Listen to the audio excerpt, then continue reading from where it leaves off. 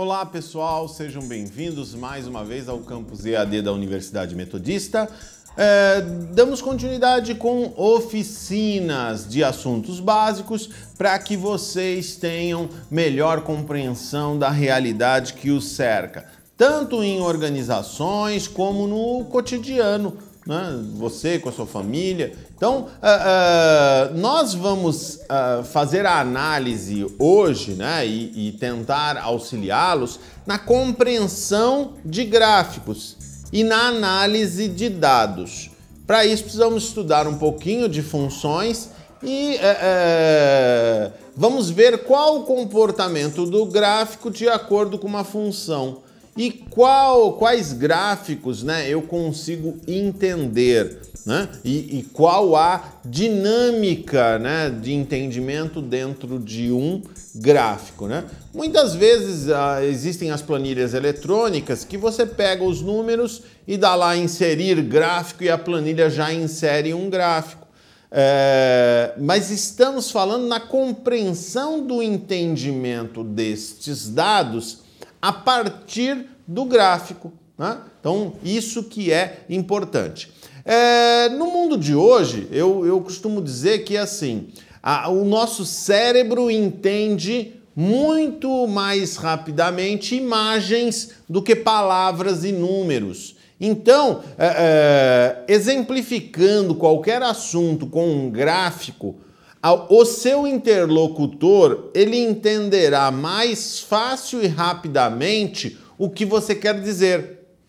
Os jornais e revistas, eles são muito inteligentes na aplicação de infográficos, que são informações misturadas com gráficos para o melhor entendimento do leitor, do interlocutor. Então, isso você pode verificar que está no seu dia a dia, né?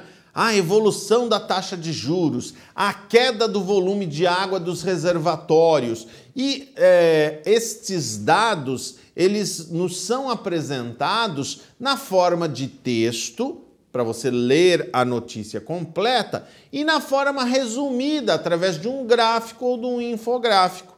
É isso que nós queremos que vocês tenham a compreensão nesta videoaula. Então vamos lá. Primeira coisa, vamos ver função do primeiro grau, que é uma reta. E aí a gente tem o gráfico de linha associado. Então a função do primeiro grau, ela é do tipo, vamos voltar aqui, do tipo A mais B. Então vamos voltar aqui. Ela é do tipo AX mais B, ó. Então a função aqui do tipo AX mais B, onde A é o coeficiente angular e B o linear. Ou seja, A vai nos dar qual é a inclinação da reta, né? Lembrando que esse plano cartesiano vem de René Descartes, né? Um filósofo que inventou, né, o plano cartesiano. Cada ponto do seu gráfico é da forma XX ou, né, XY. Né? Ele está falando aqui da função identidade, onde y é igual a x. Mas nós normalmente temos dois pontos x e y. Por exemplo, uma função do primeiro grau, ó, 2x mais 1. Então, quando o x for igual a 1, o meu y será 2 vezes 1 mais 1. Por quê, professor? Porque eu troco o x por esse valor. 2 vezes 1, 2, mais 1, nós teremos 3. Então, quando o x é 1, meu y é 3. 2 vezes 2 mais 1, que é o próximo item. 2 vezes 2, 4. Mais 1, 5. Então, eu vou marcar esse par ordenado no gráfico. Eu marco 1 aqui com o 3. E tracejo aqui até chegar no ponto. Marco o 2 com o 5, ó. Vou tracejando aqui até... Marco o ponto aqui e ligo estes dois pontos na construção de uma reta. O que a gente precisa saber aqui? Quando A é maior que zero, por exemplo, y igual a 3x mais 2, O cara que acompanha o x é maior que zero. Esse gráfico ele vai estar crescente. Então a função ela é crescente. Então eu não precisaria olhar o gráfico para saber quando essa função é crescente ou decrescente. Se o número que acompanha o x é positivo, essa função é crescente. Ah, professor, mas isso daí não serve para nada, né? Por exemplo, você analisando o resultado de uma organização. Teve lucro de 2 milhões, de 3 milhões, de 4 milhões, de 5 milhões. Qual será o próximo lucro? Essa trajetória crescente e contínua é boa? Se a gente estiver falando de lucro, sim. Mas se a gente estiver falando de custos, essa trajetória crescente é boa? Não, professor, aí essa trajetória não é boa, porque custos crescentes, eu preciso olhar o resultado, né? Porque se a empresa não está tendo receitas crescentes, o resultado dela está piorando. Então, olha quantas informações podemos verificar e colocar, né, os gráficos dentro de situações do nosso cotidiano, tanto profissional como familiar. Se você anota, por exemplo, o consumo de água, né, e vai acompanhando para reduzir o consumo, né, a conta vai reduzir e também você está ajudando o meio ambiente, né? Se está indo para baixo, tá bom, porque o seu consumo, que é custo, está sendo reduzido. E isso você pode, né, voltando aqui para mim um minutinho, né, isso você pode, se tem um filho de 4 anos, ele não sabe ler nem escrever ainda, mas ele sabe, se você falar assim, olha filho, essa reta vindo para baixo é bom porque a gente está reduzindo o consumo. A partir do momento que você, né, marca lá na geladeira com um canetão daqueles que apaga e vai marcando mês a mês, ele vai entender que a situação está melhorando ou piorando. E é isso que a gente quer fazer. Numa fábrica, normalmente, você tem grandes gráficos na linha de produção para que o pessoal da produção entenda o que está acontecendo na organização ou no setor dele com base em gráficos. Então, eu tenho a função constante quando não varia, né? Y igual a 4. Não varia, não tem o A é igual a 0, e por isso é uma reta paralela ao eixo X. Função decrescente, e por exemplo, y menos 7 menos 7x mais 2.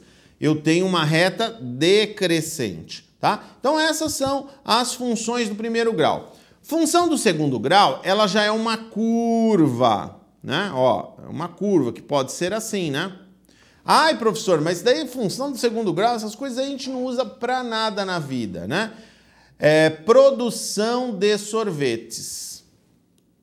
Nós estamos aqui em julho, aqui é dezembro e aqui é julho novamente.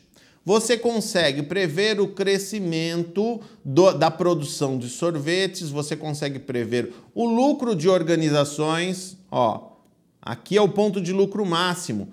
Você continua vendendo, então você continua vendendo aqui, aqui pode ser vendas e aqui lucro.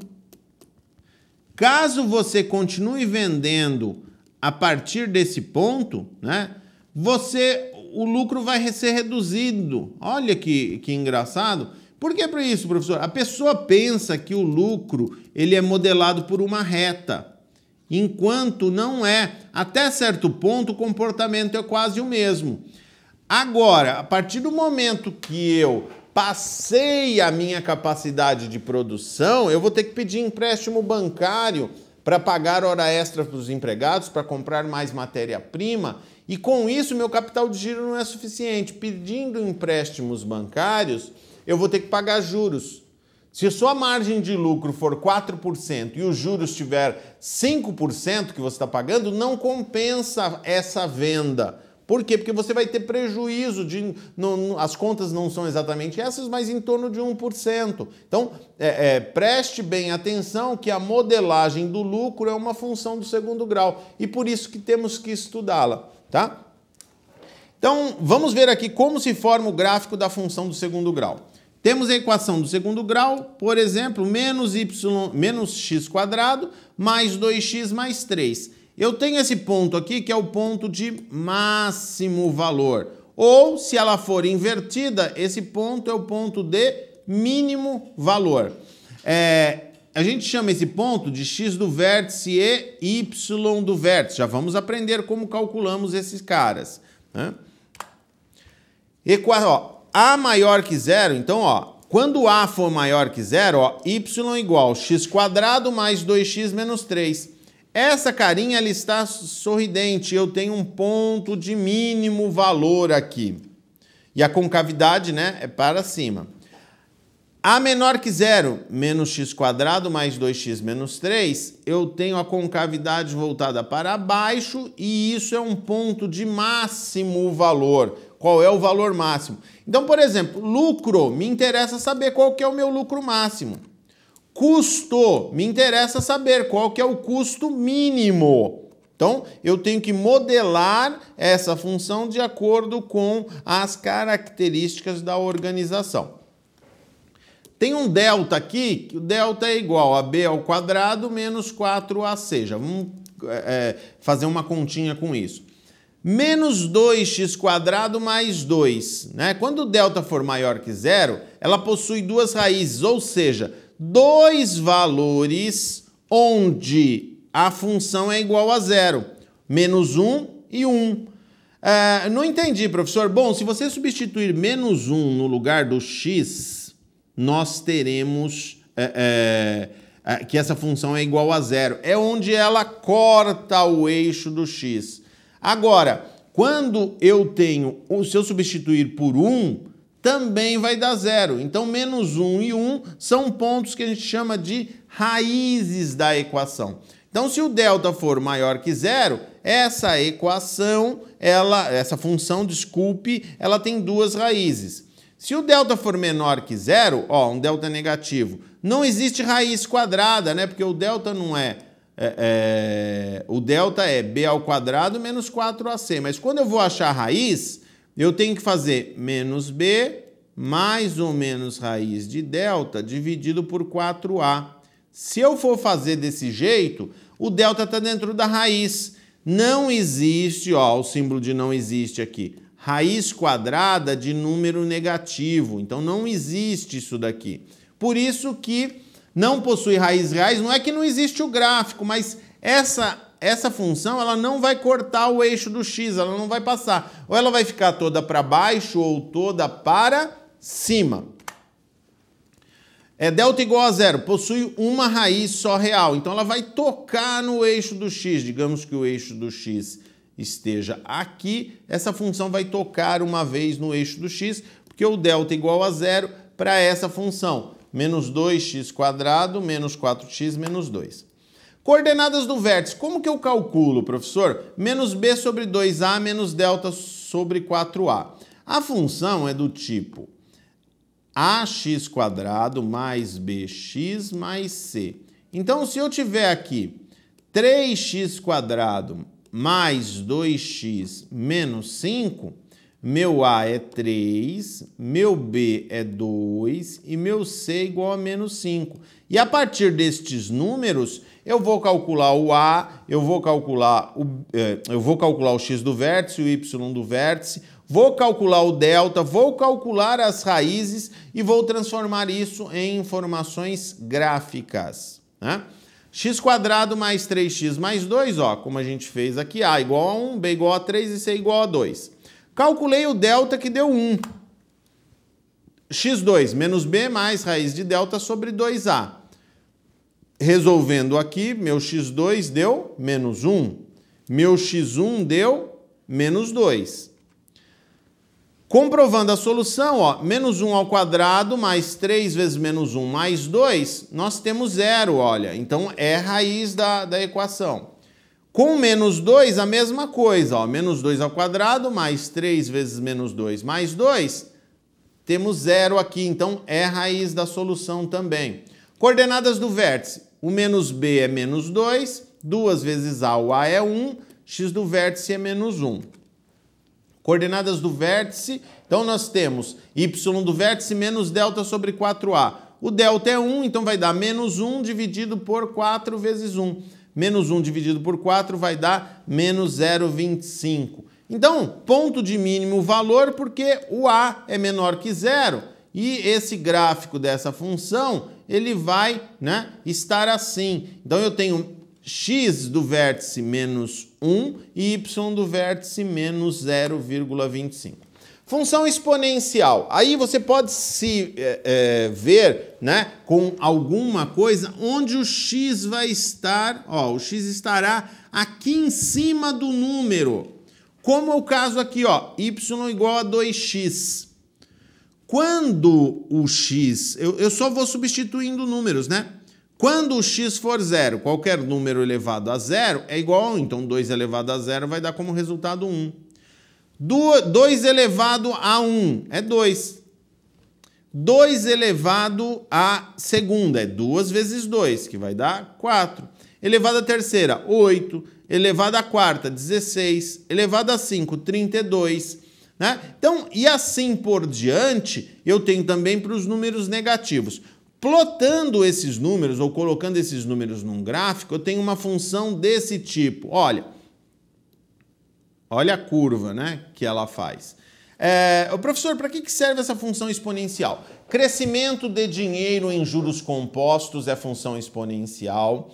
Crescimento populacional, tanto de pessoas numa cidade como de bactérias numa cultura, o crescimento segue uma função exponencial. Então isso está alinhado com diversas formas de você enxergar o seu cotidiano, né? Tanto o seu dinheiro que está aplicado na poupança ou num outro investimento, como o crescimento populacional numa grande cidade, segue uma função exponencial. O crescimento da velocidade dos processadores dos microcomputadores seguem uma função exponencial. Então, tem diversas coisas que, modeladas com uma função exponencial, nos auxilia a enxergar o mundo com outros olhos, né? Vamos dar continuidade aqui, pessoal? Ó, vamos resolver uma questão que parece ser difícil, né? É um gráfico, né?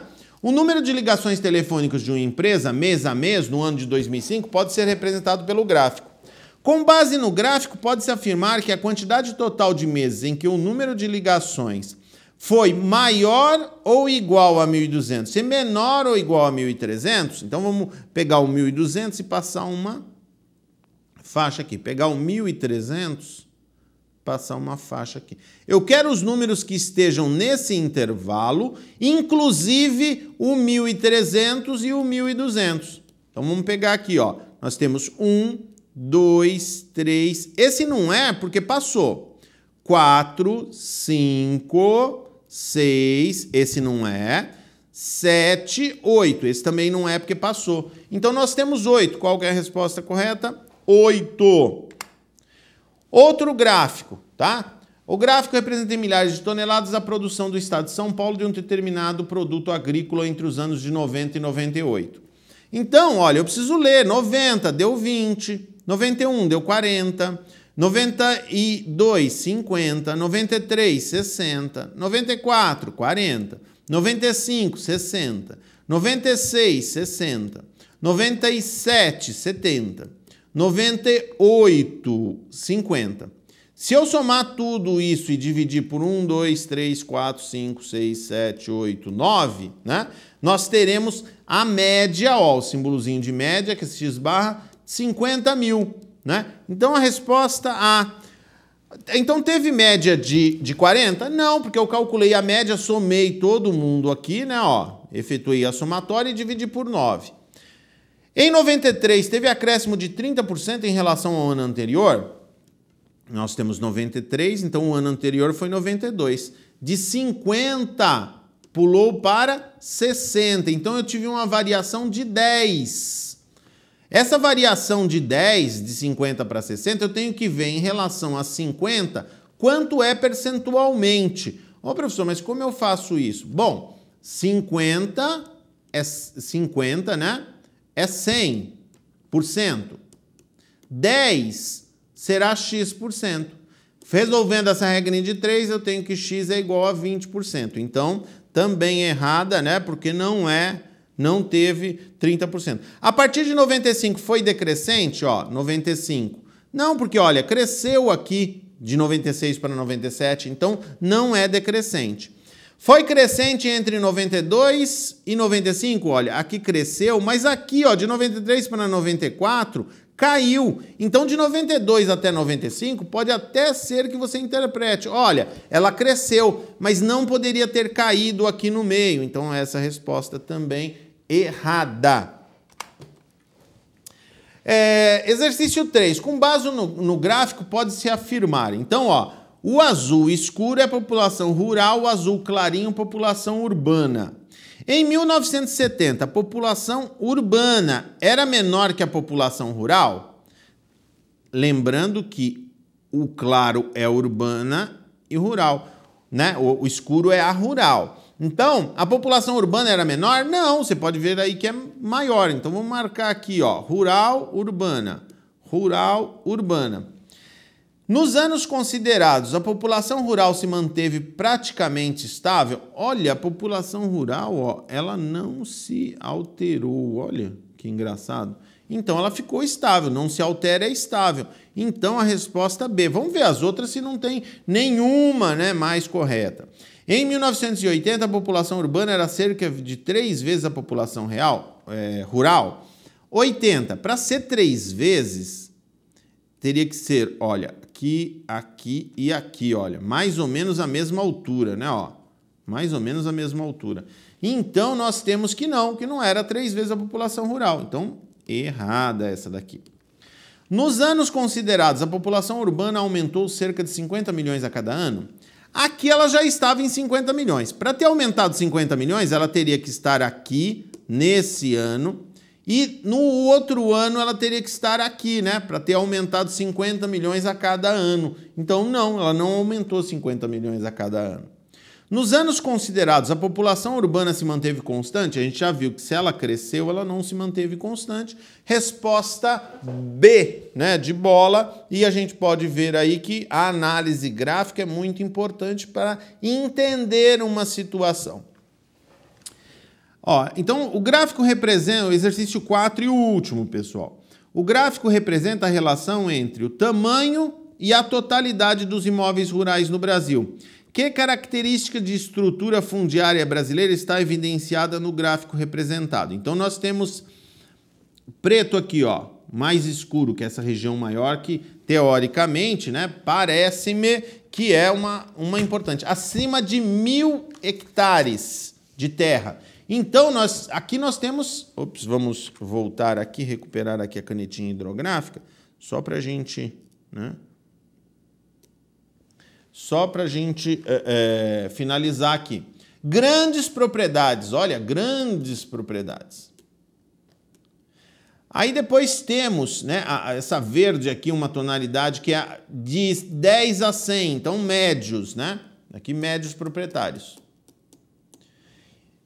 De 10 a 100, desculpe, né? Não são médios, são pequenos, né? Pequenos proprietários, porque eu tenho de 100 a 1.000, estes sim são médios proprietários.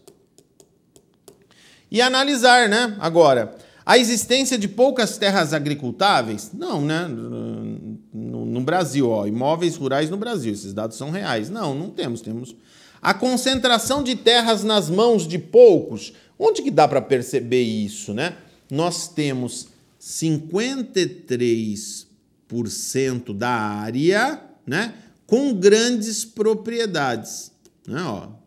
Então, 53% da área com grandes propriedades. O domínio territorial dos minifúndios? Também não. A primazia da agricultura familiar? Não, os pequenos teriam que ser maiores, né? Então, também não. A produção intensiva e mecanizada de monocultura em todas as áreas do país? Essa daqui não tem nada a ver. Então, ficamos realmente com a B, ó, concentração de terras nas mãos de poucos, dado esse pedaço do gráfico.